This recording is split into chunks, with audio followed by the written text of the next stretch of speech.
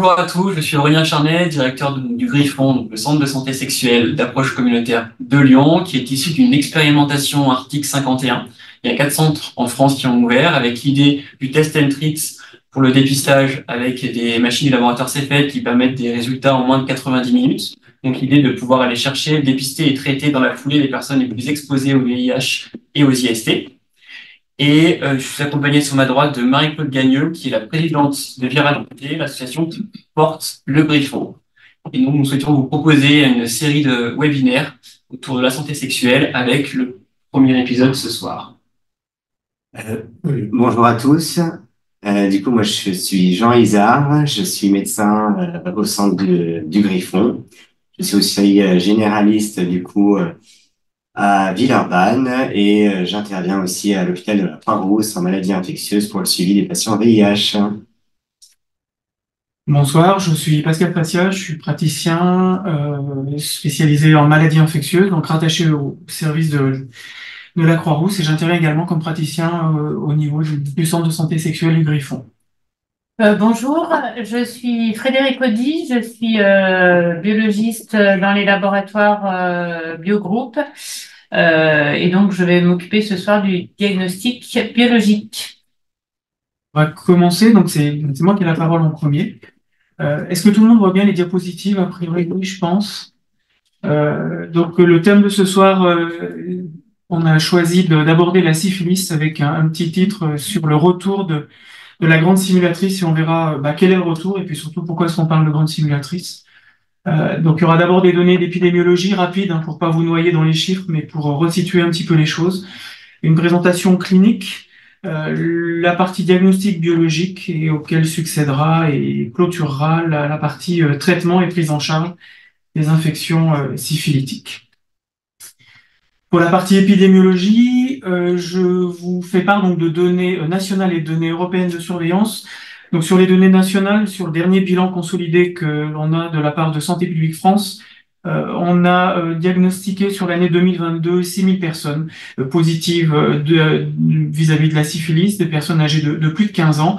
Et parmi ces 6000 diagnostics de syphilis, 90%, environ 9 fois sur 10, ces diagnostics concernaient des hommes et notamment ce qu'on appelle nous des HSH, des hommes qui ont des relations sexuelles avec d'autres hommes, donc aussi bien dans un contexte d'homosexualité que de bisexualité.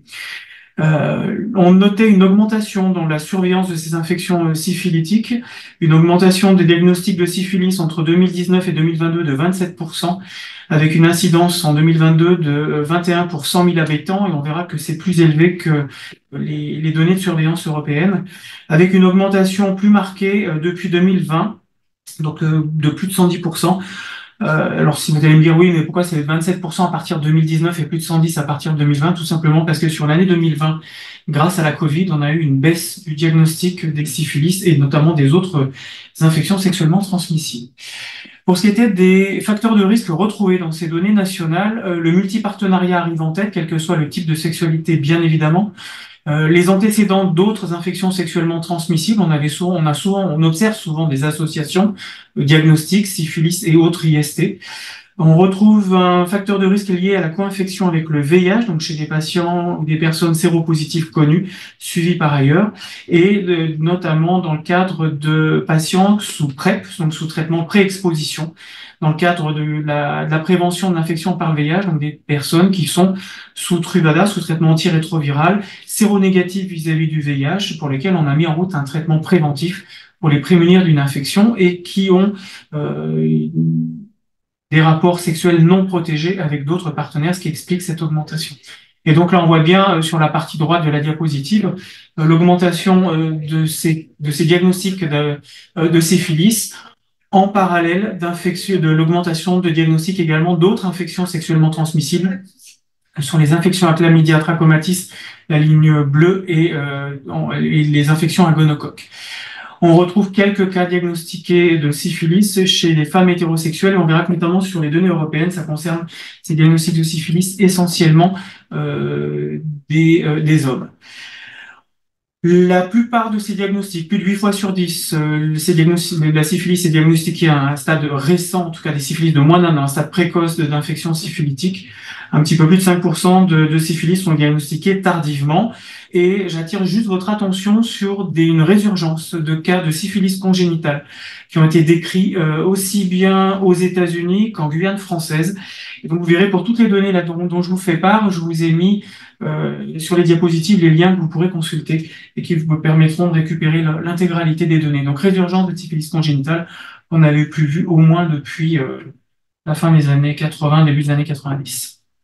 Pour ce qui est des données européennes, un peu plus de 35 000 diagnostics de syphilis en 2022 pour une incidence à 8,5 pour 100 000 habitants. Je vous rappelle que pour nous, on a un peu plus de 20 pour 100 000 habitants, donc on est bien au-dessus de ces données européennes, avec une augmentation, comme pour la France, de 34% de ces diagnostics de syphilis par rapport à 2021 et de 41% par rapport à 2008. Et on a une augmentation de 59% sur cette même période chez les HSH.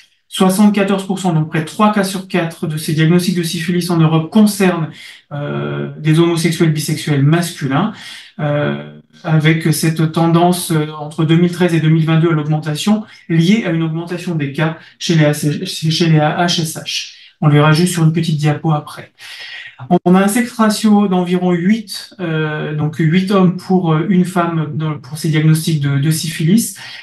Pour les hommes, la majorité des cas sont diagnostiqués entre 20 et 45 ans. Et ce qu'il faut regarder chez les femmes, donc sur l'histogramme, la couleur bleu pâle, c'est que la majorité des cas, même s'il y en a moins que chez les hommes, la majorité des cas sont diagnostiqués chez les femmes entre 20 et 35 ans, c'est-à-dire sur une période d'âge de procréation. Donc, ce qui expose encore une fois ce risque de syphilis congénitale qu'on a vu ressurgir aux États-Unis et en Guyane française. Donc là, ce sont des courbes juste pour vous montrer que pour la courbe de gauche, l'augmentation du nombre de cas de syphilis, avec la courbe en vert au milieu vert foncé, qui est donc le nombre total du diagnostic, et la courbe bleue supérieure qui est le diagnostic chez les hommes. Donc on se rend compte qu'il y a bien plus de diagnostics chez les hommes que chez les femmes, même si chez les femmes, ça a tendance à frémir un tout petit peu à partir de 2021, ça augmente tout doucement. Et partie droite de la diapositive, si on s'intéresse à la sexualité des personnes dépistées, la courbe verte supérieure, c'est le nombre de cas de diagnostic de syphilis chez les hommes ayant des relations sexuelles avec les hommes. Donc, très nette augmentation depuis 2013. On se rend compte que chez les hétérosexuels hommes, la courbe en bleu pâle, ou chez les hétérosexuels femmes, la courbe en vert tout en bas, on a très peu de cas au final, avec une toute petite augmentation depuis 2020. Pour ce qui est de la présentation clinique, alors il s'agit d'une tréponématose dont le réservoir est strictement humain, avec une transmission par contact direct, bien sûr, au cours des rapports sexuels, mais une transmission par contact indirect également possible par l'intermédiaire du partage d'objets, de sextoys, ou par l'intermédiaire des mains, éventuellement des doigts qui peuvent pénétrer par tout un tas d'orifices que je vous laisse imaginer, et une transmission bien évidemment transplacentaire de la mère à l'enfant que j'ai évoqué déjà avec cette résurgence de cas de syphilis congénitale. L'incubation habituellement est de 21 jours, au-delà de laquelle vont apparaître ou vont succéder ou peuvent succéder en tout cas 3 phases cliniques de la syphilis. La syphilis primaire, 3 semaines après le comptage, une phase de syphilis secondaire environ en moyenne 6 semaines après la syphilis primaire, et enfin une syphilis tertiaire qui peut survenir pour ce qui est des signes cliniques jusqu'à 30 ans après l'infection initiale. Il faut retenir que les signes de neurosyphilis peuvent être observés au décours de la syphilis secondaire et de la syphilis tertiaire, et qu'on parle de grande simulatrice parce que très souvent, notamment en cas de syphilis primaire, les signes cliniques peuvent passer complètement inaperçus et disparaître derrière des signes généraux, notamment ce qu'on appelle un syndrome grippal, un tout bête, qui fait qu'en période d'épidémie de grippe, par exemple, en hiver, on pensera à une grippe et pas forcément à une syphilis primaire devant ces signes généraux. Et puis vous verrez qu'on a une multitude de signes cutanés qui peuvent perdre le diagnostic.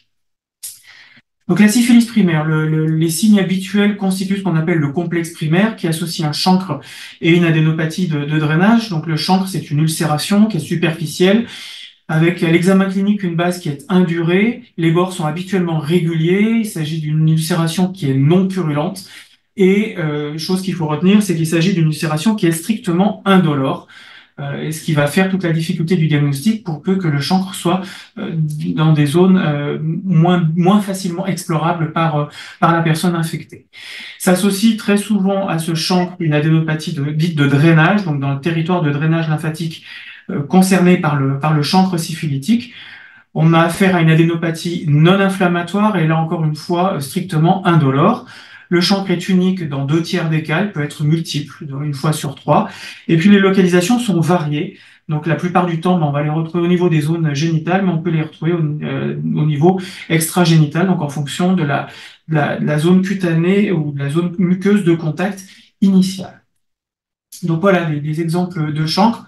Donc au niveau de la langue, sur le bord de la langue, au milieu de la langue, au niveau du sillon balano-prépucial pour l'image du milieu, et au niveau de la marge anale pour la troisième image.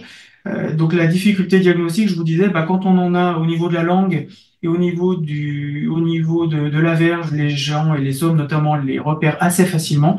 C'est un petit peu plus compliqué quand on a un chancre au niveau de l'amygdale ou au fond de la gorge, ou un chancre anal ou au niveau du canal anal, parce que là, bien évidemment, ça sera plus difficile de se rendre compte qu'on a une lésion au niveau de ces zones anatomiques. Si on ne fait rien lors de cette phase de syphilis primaire, on va évoluer vers une syphilis secondaire et là, on aura tout un tas de lésions cutanéo-muqueuses qui sont, alors je ne l'ai pas précisé, mais le chancre est contagieux. Bien évidemment, il fourmille de tréponèmes, mais les lésions cutanéo-muqueuses de syphilis secondaire sont également contagieuses pour la plupart d'entre elles. On peut observer des roséoles, une roséole, donc qui se manifeste par des macules, donc c'est des taches au niveau de la peau qui sont rose pâle, non prurigineuses et qui prédominent habituellement au niveau du tronc.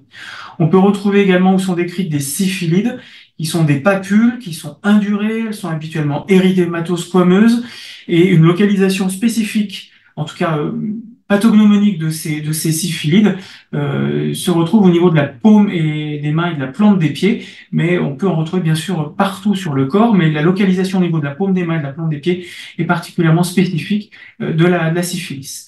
On peut retrouver des plaques fauchées qui sont des lésions au niveau de la muqueuse, et on va les retrouver au niveau des muqueuses qui sont à proximité de la zone initialement infectée. Et puis on va retrouver tout un tas d'autres lésions cutanées, notamment une alopécie en plaques ou un eczéma syphilitique. Donc tout un tas de lésions cutanées qui vont perdre le diagnostic, qui vont faire errer la personne en termes de diagnostic clinique. Donc je vous ai mis des images. Donc là sur la gauche, au niveau de la paume, de la plante des pieds, on a des syphilides, et de même que sur la paume des mains au milieu de la diapositive. À gauche, sur la langue, on a des plaques fauchées, et puis à droite, on a des images de roséoles au niveau du tronc, donc une éruption cutanée qui peut, alors sur une peau blanche, on la voit bien, sur une peau plus mate ou sur une peau noire, c'est plus difficile de faire le diagnostic. Ces lésions sont bien évidemment contagieuses pour ce qui est notamment de la roséole et des syphilides. Et puis la syphilis tertiaire, si on ne fait toujours rien, plusieurs années après la syphilis primaire, on va voir se développer des gommes syphilitiques au niveau de tout un tas d'organes, des tableaux d'ostéite, donc d'atteinte osseuse, des tableaux de leucoplasie des muqueuses ou une atteinte viscérale, notamment cardiovasculaire, qui fait toute la gravité de ces syphilis tertiaires avec des atteintes de l'aorte notamment, et puis les atteintes neurologiques de la syphilis avec les tableaux de démence et de tabès. Voilà donc des images de gomme syphilitique, notamment au niveau du visage. Donc pour la pratique, par rapport à la syphilis, y penser, ça existe toujours, contrairement à ce qu'on pourrait penser. Régulièrement, on me dit, mais la syphilis, ça existe plus. Si, ça existe toujours. Y penser, poser la question du multipartenariat, mais pas que le multipartenariat, aussi bien chez les homosexuels, bisexuels masculins que chez les hétérosexuels, notamment avec le développement des clubs échangistes, par exemple. Poser la question des rapports non protégés. Alors, rapport non protégé dès lors qu'il y a pénétration vaginale ou rectale, bien évidemment, anale, bien évidemment, mais la fellation aussi. On l'oublie toujours, mais la fellation est pourvoyeuse de syphilis. Et c'est un bon mode de transmission. Au moindre doute, pensez à faire des tests et renouveler les tests. Donc ça, on le verra sur la partie diagnostic. Renouveler le test, notamment les tests de dépistage à 15 jours, 3 semaines après un premier test qui serait négatif ou douteux en cas d'exposition. Et puis, gardez en tête que c'est en recrudescence actuelle, qu'il y a une résurgence des cas de syphilis congénitale. Donc, on voit réapparaître des formes qu'on n'avait plus vues depuis bien longtemps. Donc, y penser et informer sa patientèle, les personnes qu'on voit, dès lors qu'on a une notion de rapport sexuel non protégé et non exclusif.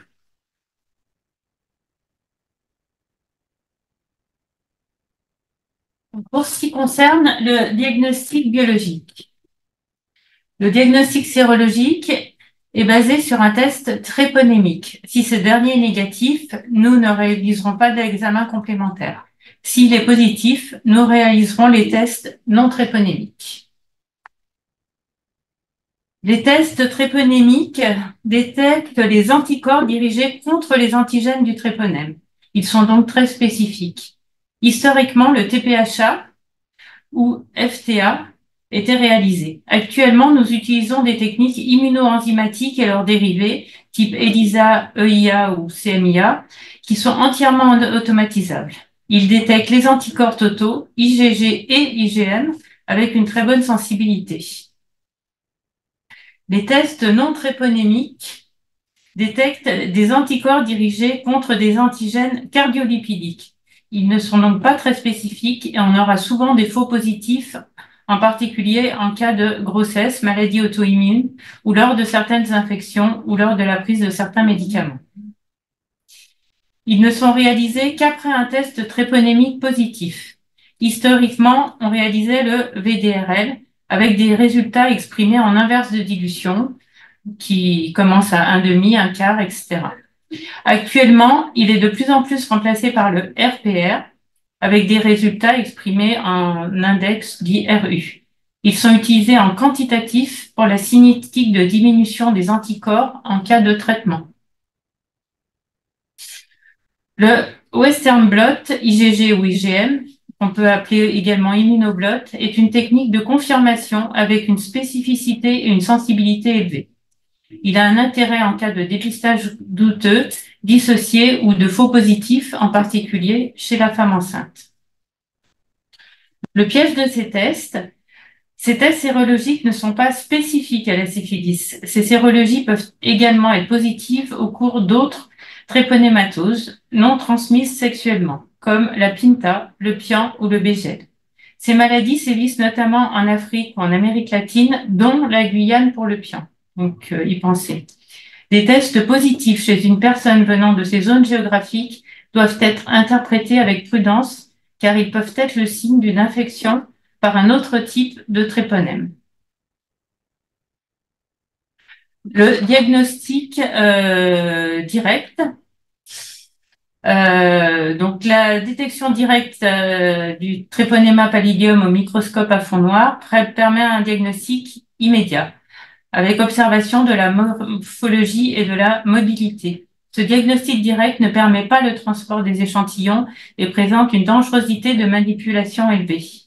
Ce test est peu sensible sur une lésion traitée et n'est pas spécifique au niveau buccal et rectal. Peu de laboratoires le font et il n'est pas pris en charge par l'assurance maladie. La détection directe du génome de Treponema pallidum par un test d'amplification ou PCR est une technique de diagnostic direct plus sensible et plus spécifique au niveau buccal et rectal. Le transport des échantillons est possible, mais il n'est pas pris en charge par l'assurance maladie. Les tests à la nomenclature. En première intention, on réalise un test tréponémique basé sur la recherche des immunoglobulines totales par EIA.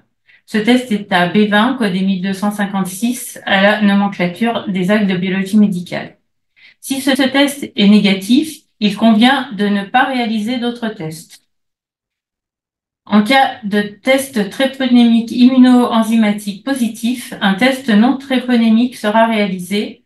Que l'on réalise un VDRL ou un RPR, il est à B20 et codé 1257 à la nomenclature. À l'initiative du biologiste, comme par exemple en cas de suspicion de séroconversion, on peut réaliser 2 tests non tréponémiques. Si les 2 tests non tréponémiques sont réalisés, ils sont à 2 fois B20 et codés 1257 et 1258. Ainsi, lorsqu'on a un test non tréponémique, donc en bas à gauche, négatif, on aura un B20. Si on fait un test tréponémique positif suivi d'un test non tréponémique, on aura un B40. Et si on pense qu'il faut réaliser 2 tests non tréponémique, on aura un B60, sachant qu'actuellement, le B est 0,26.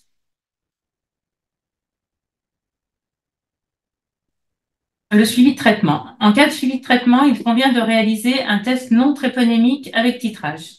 Il est à B30 et codémie 259 à la nomenclature. En cas de VDRL, plus la dilution est élevée et plus le titre d'anticorps est élevé.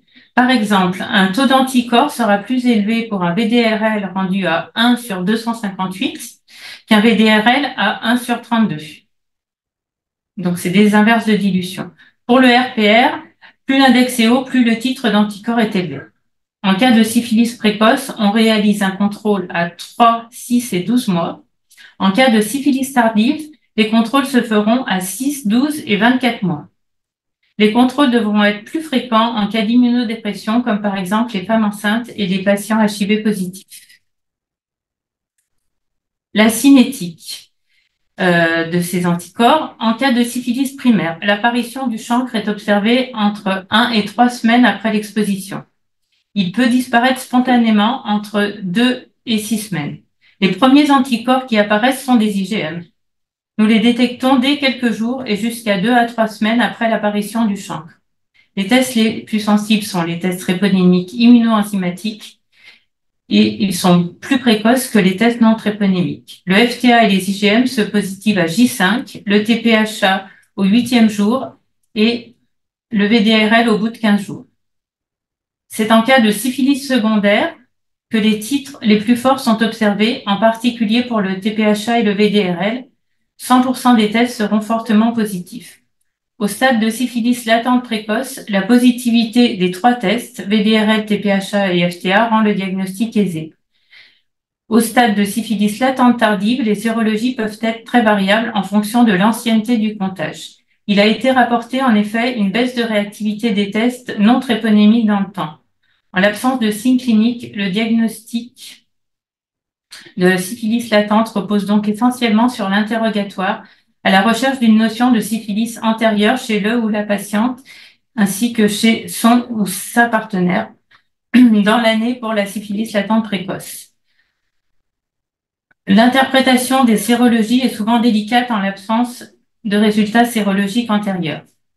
En cas de neurosyphilis précoce et syphilis tertiaire, le diagnostic est possible avec des sérologies sanguines associées à des examens biologiques autres, comme les tests non tréponémiques ou biologie moléculaire dans le LCR, qui sont bien sûr réalisés uniquement en milieu hospitalier.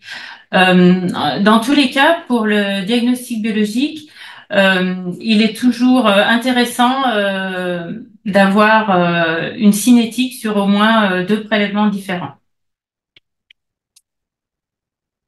Lors d'un traitement, donc en cas de syphilis primaire, si un traitement est mis en place rapidement à ce stade, la réponse immunitaire sera très faible. On observera une faible positivité des tests. Sans traitement, on observe une diminution lente des titres d'anticorps avec fréquemment un titre de test non tréponémique résiduel. Avec traitement, il y a une diminution plus franche des tests non tréponémiques qui devrait être de au moins 2 dilutions dans les 6 mois. Cette baisse sera d'autant plus rapide que le traitement est instauré tôt. Si le traitement est instauré tardivement, un titre résiduel des tests non tréponémiques peut rester très longtemps. Une négativation ou une diminution du titre de 4 fois des anticorps du test non tréponémique confirme une guérison. Un VDRL positif ne signifie donc pas nécessairement un échec du traitement. Mais par contre, une montée significative de plus de 2 dilutions du titre signe un échec du traitement ou une réinfection. Un suivi sérologique devra être instauré après traitement de manière à mettre en évidence une diminution significative du taux des anticorps VDRL. Donc ça, c'est notre arbre décisionnel pour l'interprétation des tests. Donc, il est basé sur les recommandations de l'HAS de mai 2015. Rien n'a été réalisé depuis et réalisé en collaboration avec le CNR Syphilis. Une sérologie, donc si on part de à gauche, une sérologie avec un test tréponémique pour la recherche des IG totales est réalisée. Si la réaction est négative, aucun autre test n'est réalisé. Cette sérologie sera cependant renouvelée en cas de suspicion de contamination précoce, sachant que le délai de séroconversion est de 3 à 5 semaines, voire 3 mois dans de très rares cas. En cas de test tréponémique positif, donc on réalise un test non tréponémique avec titrage. Si ce test non tréponémique est négatif, il peut s'agir d'un début de séroconversion et un nouveau test non tréponémique avec titrage sera réalisé au moins une semaine plus tard. Si le test non tréponémique reste négatif, il peut s'agir d'un faux positif du test tréponémique aussi. Il peut aussi s'agir d'une cicatrice de syphilis traitée ou, dans de très rares cas, une syphilis latente tardive à test non tréponémique négatif. Si les tests tréponémiques et non tréponémiques sont positifs, un traitement sera mis en place et dans la description du traitement, on vous décrira la marche à suivre. Chez la femme enceinte, un Western blot sera systématiquement réalisé pour contrôler la spécificité du test tréponémique. Si le blot revient négatif, il peut s'agir d'un début de séroconversion ou d'un faux positif du test tréponémique et du test non tréponémique. Il faudra dans tous les cas réaliser un contrôle. Voilà, et toujours bien penser à essayer d'avoir une cinétique des anticorps.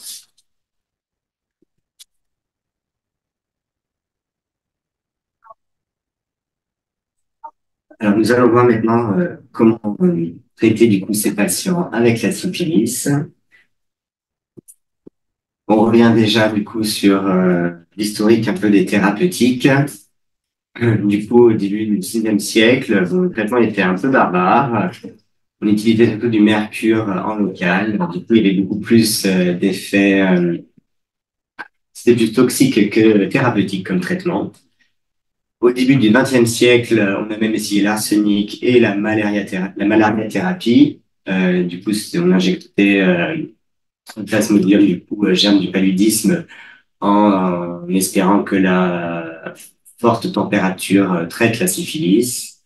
En 1928, du coup, il y a eu la découverte de la pénicilline et en 1943, première utilisation pour la syphilis. Le principe du traitement, du coup, on utilise de la pénicilline G, que ce soit en intramusculaire ou en intraveineuse. Le traitement doit couvrir une période de 7 à 10 jours, due à la lente division du tréponème. Le tréponème est toujours sensible à cette molécule. Alors, dans d'anciens protocoles, on trouve encore de l'azithromycine, qu'on n'utilise plus car le tréponème est résistant aux macrolides. En intramusculaire, du coup, on utilise de la pénicilline G retard, qui est efficace du coup sur ces 7 à 10 jours.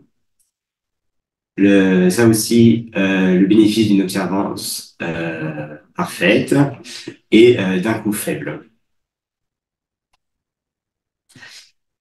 Alors, le traitement, du coup, peut déclencher, du coup, ce qu'on appelle une réaction d'Alzheimer, anciennement appelée Charich-Alzheimer. Voilà, le premier nom a dû certainement être supprimé pour une histoire de nazi, je crois, pour le premier nom. Le délai d'apparition est dans les premières heures. C'est spontanément résolutif. C'est possible à tous les stades de la syphilis. Généralement, c'est peu symptomatique, voire asymptomatique. Ça se retrouve surtout chez la femme enceinte et en cas de neurosyphilis. Ça se présente du coup avec des myalgies, des douleurs un peu diffuses, une éruption. Voilà. Si on fait des analyses, on trouve aussi une syphilis hépatique. Le traitement est purement symptomatique. On utilise des antipyrétiques, voire de la corticothérapie, notamment chez la femme enceinte. Dans le cas de la syphilis précoce, du coup, ce serait une dose unique de cette pénicilline G retard en intramusculaire. En cas d'allergie ou de contre-indication aux intramusculaires, on utilisera plutôt de la doxycycline avec 100 mg en 2 prises par jour durant 14 jours. S'il y a une allergie, du coup, une contre-indication à la doxycycline, on se rapprochera des dermatos pour faire une désensibilisation à la pénicilline.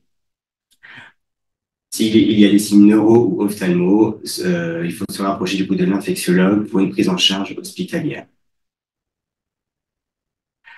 En cas de syphilis tardive, qui date depuis plus d'1 an, Il faudra donc faire 3 doses espacées d'au moins d'une semaine de cette pénicilline G retard. En cas d'allergie, du coup, ce sera aussi de la doxycycline, cette fois-ci sur 28 jours, toujours 100 mg 2 fois par jour. Et en cas de contre-indication du coup au tétracycline, la doxy, du coup, on fera une désensibilisation. Idem, en cas de signe neurologique ou ophtalmo, le traitement sera hospitalier, avec un traitement intraveineuse. Chez la femme enceinte, du coup, ça sera le même schéma. Il faut surtout surveiller du coup la transmission au niveau placentaire. Il y aura la réaction d'Alzheimer du coup qui sera beaucoup plus présente avec possible une détresse fétale et un travail prématuré. Dans tous les cas, du coup, il faudra se rapprocher du gynéco ou de la gynéco pour une prise en charge pluridisciplinaire. La prise en charge sera donc hospitalière.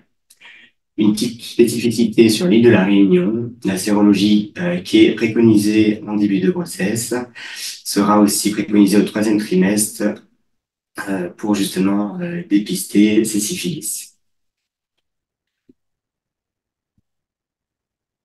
Dans le cadre du suivi, du coup, le chancre et toute éruption cutanée disparaîtra en quelques jours. Il y a des dégâts de syphilis tertiaire, notamment cardiovasculaires, ou il y a des dégâts neurologiques. Ceux-là seront souvent irréversibles. Et il faudra programmer du coup un suivi du test non tréponimique pour déterminer la réponse au traitement et dépister une éventuelle réinfection.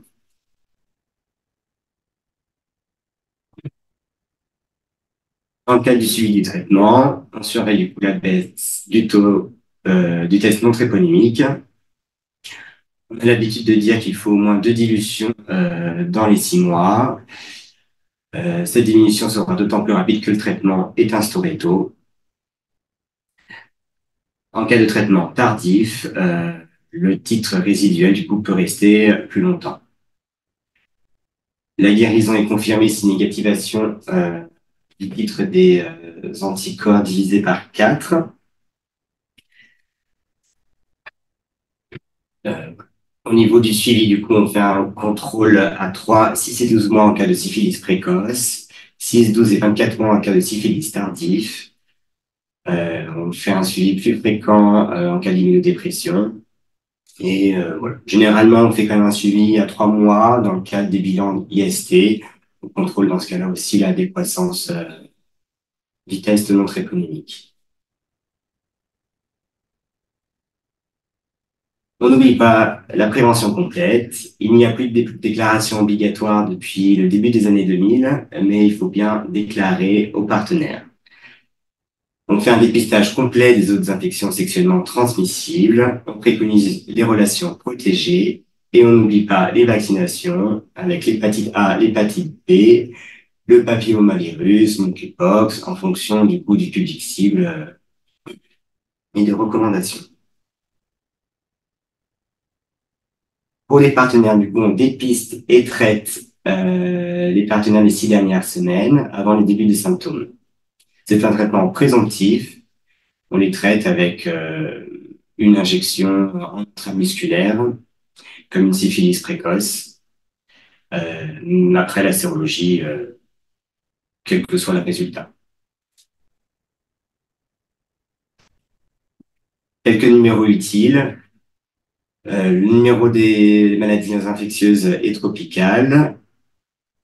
Pour les gynécos, si on a besoin d'un avis chez une femme enceinte. On n'oublie pas la notification aux partenaires. Du coup, il y a ce site qui permet de prévenir les partenaires de façon anonyme. Et n'hésitez pas à nous contacter au centre. On pourra répondre à vos questions sans souci.